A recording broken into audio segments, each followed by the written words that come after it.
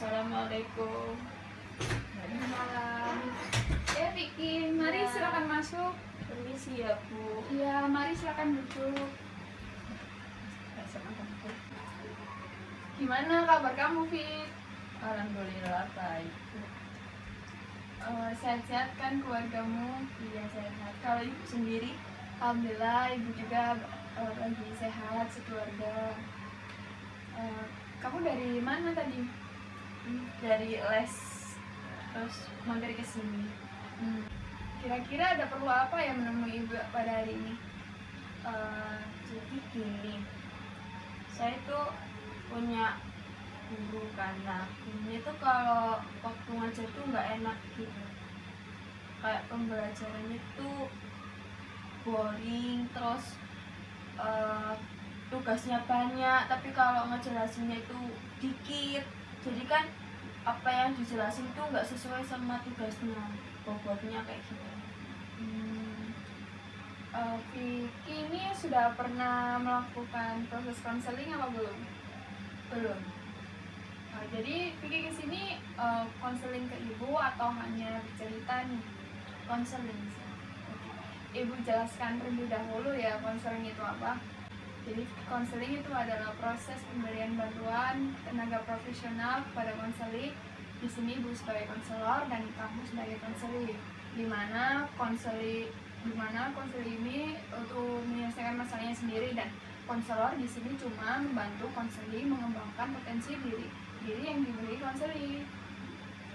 Dan juga di dalam konseling ini terdapat asas-asas yang perlu kita taati bersama. Yang pertama ada asas kerahasiaan. Apa sih asas kerahasiaan? Jadi asas kerahasiaan itu semua yang kita bicarakan nanti diharapkan tidak dibocorkan kemana-mana, maupun ibu ataupun kamu. Jadi tidak ada pihak manapun yang tahu mengenai konseling ini. Yang kedua ada asas kesukarelaan. Kamu datang ke sini dipaksa teman atau keluarga kamu? Enggak sih. Kalau konseling ini saya sendiri. Jadi ini konseling atas kemauan diri kamu sendiri. Baik. Dan yang terakhir ada asas keterbukaan. Diharapkan kamu menceritakan semua masalah kamu kepada ibu secara terbuka. Tidak ada yang kamu tutupi agar konseling ini dapat terselesaikan dengan baik. Apa kamu mengerti? Mengerti. Oke. Apakah Mbak Vicky siap melanjutkan konseling ini? Siap. Oke, baik. Sekarang bisa kamu jelaskan permasalahan kamu saat ini? Jadi bukan permasalahanku tuh waktu pembelajaran berlangsung tuh ada satu guru mata pelajaran biologi. Nah, gurunya itu agak nggak enak kalau ngajar tuh boring di kelas, apalagi kalau misalnya nerangin ya, dia itu pasti fokusnya ke anak yang lebih pintar. Kayak pasti yang pintar kan duduknya di depan, nah yang nggak pintar kan di belakang kayak malas gitu. Aku tuh bukannya yang nggak pintar, aku juga pintar juga enggak, aku sedang kan, aku duduknya juga di depan nggak di belakang. Tapi guru ini tuh kalau ngajar tuh fokus ke yang sebelah kanan, jadi yang depan tapi kiri tuh kayak nggak diperhatiin gitu loh. Kalau orang ada di sana, terus kalau misalnya kayak tanya jawab itu pasti yang ditunjuk itu yang pintar. Misal dia tanya apa gitu ya, yang ada yang angkat tangan tapi nggak seberapa pintar, itu dia tambah nggak mau kayak nunjuk, oh coba kamu, enggak, dia tuh nunggu yang pintar yang mau jawab. Terus kayak kok nggak enak ya, kayak apa yang ini kan semua juga butuh nilai kan. Nah kalau yang jawab yang pintar terus kan, yang pintar makin pintar, yang itu kan juga nggak dapat nilai pada akhirnya. Ya udah, terus apalagi kalau misalnya nerangin tuh kayak dia nerangin buat dirinya sendiri. Jadi kayak apa yang dia sampaikan tuh kalau ada yang nggak paham tuh ya urusannya murid-muridnya, dia pokoknya udah ngajar ya udah Jadi kan kayak kalau mau nanya pun takut, soalnya biasanya kalau tanya itu Bu ini maksudnya gimana, terus orangnya pasti jawab kamu tadi nggak dengerin ya. Jadi kan udah dijelasin, coba kamu tanya ke teman kamu. Nah kalau kayak gitu kan pasti juga bikin susah. Misalnya aku mau tanya ke anak yang pintar, dia kalau dia mau ngasih tahu, kalau enggak terus aku tanya ke siapa, kayak gitu tuh nggak enak banget. Oke, baik Ibu mengerti apa yang kamu rasakan. Di sini Mbak Vicky sekolahnya kan sudah mulai daring ya. Iya, Itu waktu yang belum daring. yang belum daring. Nah, apakah yang saat ini yang sudah daring guru tersebut sama seperti itu atau sudah berubah? Sama sih. Kalau daring tambah lebih gak enak, soalnya kan dia nggak perlu menghadap ke siapa-siapa, cuma ya menghadap ke layar, terus ya udah tetap aja fokusnya ke layar. Terus kalau ada yang tanya itu ya nggak bisa, soalnya dia kayak udah selesai ya Ibu akhiri, jadi kayak nggak ada yang ditanyakan, enggak. Jadi kalau mau tanya pun takut jadinya, soalnya kan gurunya juga agak killer gitu, jadi takut gitu. Jadi Mbak Vicky di sini memiliki masalah dalam mata pelajaran biologi. Apa hanya guru biologi saja atau ada guru lain? Kalau guru lain sih ada, tapi yang paling nggak enak itu yang biologi ini. Oke, Ibu mau tanya nih, apa cuma Mbak Vicky saja yang merasa begitu atau teman Mbak Vicky juga merasakan hal yang sama? Kalau merasakan hal sama ya ada sih. Aku kan sering kayak curhat kan, kayak nggak enak ya ini Bu ini kalau ngajar, terus iya nggak enak. Kayak pada akhirnya tuh yang aku tahu nggak cuma aku doang yang merasa kayak nggak enak guru itu, pasti temanku juga. Kecuali kalau misalnya tanya ke anak yang pintar, ya jelas dia ngerasa gurunya enak, orang dia dapat nilai banyak. Ya aku kan tanyanya ya orang-orang yang nggak dianggap aja, pasti dia juga ngerasa kayak aku. Kalau boleh tahu nih, apa guru tersebut memfavoritkan anak pintar? Iya pasti. Itu kira-kira ada berapa anak dalam satu kelas? Satu kelas kan 40 orang. Kalau yang pintar mah bisa dihitung kayak nggak sampai 10-an mungkin. Itu yang paling pintar loh. Tapi kalau yang sedang banyak. Kalau yang nggak bisa juga bisa dihitung dikit sih. Bisa. Jadi Mbak Vicky merasa kayak tidak dihiraukan saat pembelajaran gitu. Iya. Jadinya makin nggak bisa pelajaran biologi, susah. Apakah Mbak Vicky pernah menanyakan, Bu kenapa sih Ibu menjelaskan ke si ini saja, kenapa nggak sama yang lain? Nggak, kalau niat mau nanya pasti punya niat kayak gitu, cuman nggak berani karena kan gurunya jahat sih. Jadinya aku juga kalau mau nanya gitu pun mikir-mikir, takutnya kalau misalnya nanya aku kenapa sih kalau ngajar ke yang pintar aja, takutnya kayak kok kamu merasa kayak gitu, saya aja merasa nggak kayak gitu, berarti kan kamu nganggap saya gini. Aduh, daripada saya yang kena mending nggak usah. Oke, kira-kira kalau di dalam skala nih 1 sampai 10, seberapa killer nih guru tersebut? 9. Itu sangat killer berarti ya? Banget. Soalnya emang kalau setiap kelas ya emang guru itu yang nggak enak gitu. Itu menurut semua murid? Kayak nggak semuanya sih, kayak per kelas tuh ada yang guru killer, tapi rata-rata itu Guru biologi. Iya. Jadi menurut Mbak Vicky gimana nih guru tersebut harusnya dalam mengajar? Kalau seharusnya mengajar tuh menurut aku yang benar tuh ya, kalau ngajar itu jalan ke sana ke sini, kadang ke belakang ke depan, jadi kayak memperhatikan setiap siswanya. Kayak ini kok bengong, ditanyain ini paham nggak, kayak gitu. Terus kalau mau ngasih tugas pun sesuai sama materinya. Misalnya dia jelasin banyak, ya udah kalau tugasnya banyak tuh nggak masalah, soalnya dia jelasin secara detail.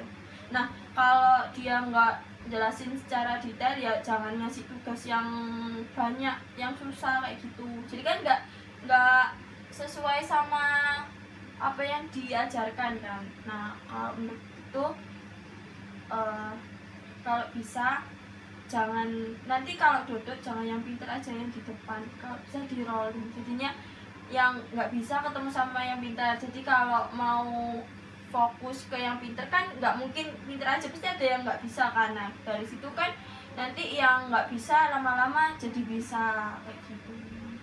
Menurut Mbak Vicky, dalam sekolah tersebut ada nggak guru yang favorit atau guru yang paling enak nih dalam mengajar? Ada sih, guru matematika. Aku tuh pengennya guru biologi ini tuh kalau ngajar kayak guru matematika gitu loh. Kan biologi itu pelajaran paling kayak mudah. Harusnya kan biologi paling mudah daripada matematika kan. Kalau matematika kan pasti pusing ngitung. Kalau biologi kan tinggal iya hafalan, terus apalagi yang dibahas tuh diri sendiri kayak berhubungan, jadi kan mudah kalau dinalar kan. Terus kalau guru matematika ini kan pelajarannya susah, tapi apa itu enak itu gara-gara gurunya kalau ngajar tuh, misal dia habis nerangin misal 1 kali 1 ya, habis nerangin itu, nah soal selanjutnya itu yang berkaitan sama 1 kali 1 kayak 2 kali 1 nanti ditunjuk anak, dan itu nonjoknya gurunya itu nggak yang kepintar-pintar, rata. Jadi kayak dari yang belakang, kalau nggak gitu dia bikin soal 40 soal, nah itu nanti yang ngerjakan sesuai absen. Jadi kan semuanya jadi kayak wah aku harus bisa, jadi kan saling tanya gitu kan. Nah itu menurutku interaksi paling enak waktu pembelajaran sih waktu matematika, karena gurunya juga kalau misalnya kok ini belum diisi, dipanggil anaknya ditanyain kenapa nggak bisa. Mungkin gurunya tuh, aku pernah kayak gitu kan, terus gurunya bilang sini dipanggil, terus kamu kenapa nggak bisa, jangan malu, kamu kalau mau tanya ke teman malu mending tanya ke saya. Terus ya udah, terus aku tanyakan ke guru tersebut, terus enak kalau ngajar ini tuh jadinya kayak gini, bahasnya kayak gini, jadi kayak oh jadi gini pak, jadi kayak dijelasin tuh secara detail gitu loh, jadi lebih tahu. Jadi kan kayak gitu kan pelajaran yang sulit jadi kayak menyenangkan gara-gara sistem ngajarnya yang enak. Nah aku tuh kepingin biologi tuh kayak gitu juga. Yang kamu rasakan sekarang nih, kira-kira gara-gara guru tersebut mengajarnya seperti itu, dan apakah mempengaruhi nilai kamu? Kalau nilai turunnya tuh cuma dikit, tapi yang buat mempengaruhi itu cara aku buat nangkep pelajarannya itu bikin aku nggak bisa konsen, terus kayak ini susah, terus pasti kan pada akhirnya nilaiku juga bakal turun. Nah aku takutnya kalau sekarang kan mungkin kalau turunnya dikit, soalnya kayak dibantu sama guru, mungkin kan kayak gak mungkin kan guru kayak ngasih nilai KKM, pasti kan agak dinaikin dikit, mungkin ditambahin berapa poin kayak gitu karena mungkin ngerjain PR kayak gitu. Tapi aku takutnya nanti waktu UNAS, tapi kalau UNAS kan gak ada yang bantuin nilainya kan real. Nah kalau kayak gitu kan pasti nilaiku turun, nah itu yang aku nggak mau. Jadi guru tersebut sangat mempengaruhi dalam nilainya Mbak Vicky nih. Apa ya keinginannya Mbak Vicky sekarang? Kalau keinginanku sekarang itu satu, gurunya tuh kalau bisa jangan jahat-jahat, terus kalau ngajar tuh yang interaktif, kayak nggak cuma ke anak yang pintar tapi ke semuanya. Terus kalau misalnya ada yang nanya ini apa ya maksudnya, itu dijawab, jangan kayak kamu kan bisa tanya ke teman kamu atau enggak dimarahin kan, pasti bikin down anaknya juga kan. Apalagi kalau sekarang mungkin anak-anak kayak gengsi gitu. Kalau nggak bisa ya, rata-rata sekarang kayak gitu sih, kalau nggak bisa diem aja soalnya dia gengsi sama yang pintar. Nah gitu sih aku pengen. Apa Mbak Vicky termasuk anak tersebut, anak yang gengsi bertanya? Apa Mbak Vicky nggak pernah mencoba bertanya kepada guru biologi? Nggak pernah bertanya, soalnya aku tuh nggak pernah ngapa-ngapain, cuma dengar dari cerita. Kan aku nggak suka, terus tambah nggak suka gara-gara temanku cerita kayak aku tadi tanya ke gurunya, terus jawabannya kayak gitu. Aku mungkin wah jangan-jangan kalau aku yang tanya kayak gini nanti dijawab kayak gitu. Terus kalau ada temanku satu ya tanya ke anak pintar, terus dijawab gini, kok gini aja nggak bisa, kan malu jadinya kalau digituin kan kayak kelihatan bego banget anaknya. Jadi aku nggak mau kayak gitu, lebih baik tanya, nggak tahu tanya siapa, nggak tahu, jadinya kayak nggak ada buat pegangan. Kalau nggak bisa tanya siapa, nggak tahu. Jadi sekarang Ibu akan menerapkan teknik miracle question. Jadi miracle question itu seperti ini. Tiba-tiba nih guru sebutkan dalam kelas kan biasanya cuek, cuma ngajar ke murid yang pintar, nggak pernah keliling, cuma fokus pada anak yang pintar aja. Dan tiba-tiba nih guru tersebut itu humble ke semua murid, ngajarnya enak, ke murid yang belakang pun ditanyain. Pokoknya ngajarnya tuh seperti yang Mbak Vicky inginkan. Dan apa pendapatnya Mbak Vicky? Kalau pendapatku, kalau misalnya gurunya tiba-tiba kayak berubah, kayak guru matematika yang ngajarnya interaktif, terus jalan-jalan, terus nggak fokus ke satu titik, tanyain ke yang nggak bisa, kayaknya pada akhirnya aku bakal suka biologi. Terus aku juga nggak bakal khawatir nilai aku turun karena saking nggak bisanya. Kan kalau gitu kan lambat laun juga pasti bisa. Tadi kan sudah membayangkan nih kalau gimana guru tersebut berubah drastis dengan apa yang kamu inginkan.